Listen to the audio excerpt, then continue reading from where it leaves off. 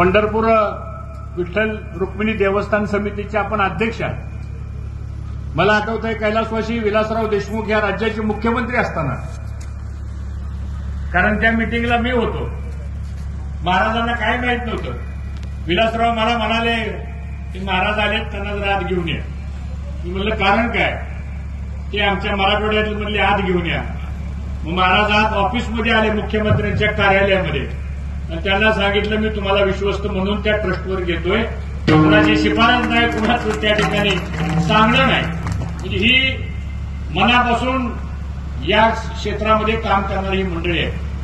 आणि आपण तर महाराज इंदापूर तालुक्याचं नाव या सांप्रदायिक क्षेत्रामध्ये आमचे हरिभक्तपरायण बोराटे महाराजांनी खूप उंचावर नेलेलं आहे.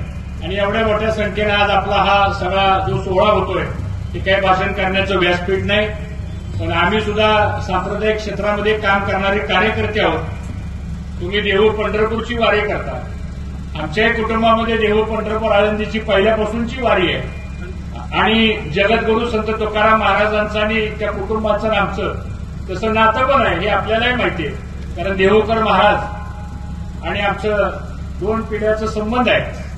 तो भाग जरी सोडला आपण तरी खऱ्या अर्थानं आज समाजाला नैतिक अधिष्ठानाची गरज आहे.